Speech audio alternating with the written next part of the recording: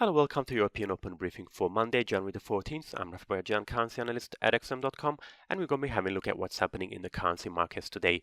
So we're seeing the week getting off on a negative note. We can see all major equity indices there are in the red.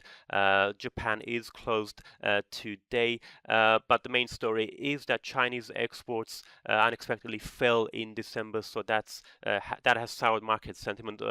Last week, of course, we had a significant rebound in risk appetite, but this morning we're seeing fresh concerns about Chinese growth. So that's weighing, apart from stocks, it's weighing on the Aussie and the Kiwi. Aussie down by around 0.3%, the Kiwi down by around 0.4%, and oil prices are also back down sharply. WTI down by more than 1%. European currencies not doing too badly though. Euro marginally higher and sterling slightly down against the US dollar.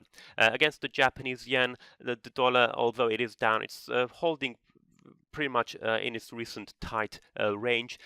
We don't have any major drivers this week. On Friday, we saw US inflation, the consumer price index, falling to 1.9% in December, so that takes the pressure off the Fed for the time being. But a bigger concern could be the US government shutdown, which is still ongoing.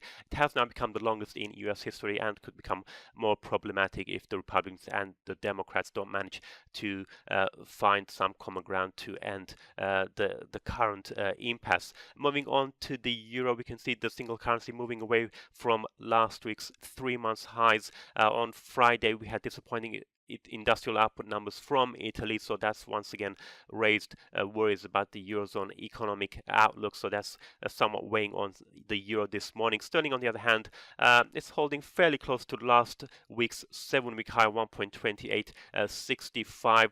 We are seeing a growing speculation that the UK government may be forced to delay the Brexit date. Her deal is looking very unlikely to pass tomorrow at the vote in Parliament, and there are also reports that MPs are plotting to take control of the Brexit process and limit the government's power. So the fact that the no-deal scenario is becoming more and more unlikely, so that is helping sterling gain some ground, despite the fact that there's still a great deal of uncertainty as to what will happen tomorrow at that crucial vote in Parliament. Quick look at the Australian dollar. We can see it's recovered significantly from that flash crash at the start of the year.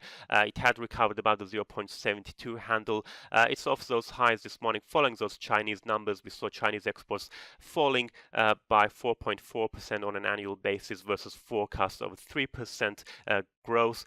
So that it's more evidence that the higher US tariffs are starting to bite, and we could see sharper than anticipated slowdown in China's economy. Of course, that rebound did come on the back of optimism that the US and China will be able to reach some sort of a deal in the near future as the two sides restarted trade talks. The Kiwi, following the Australian dollar lower, is holding above the 0.68 level though at the moment.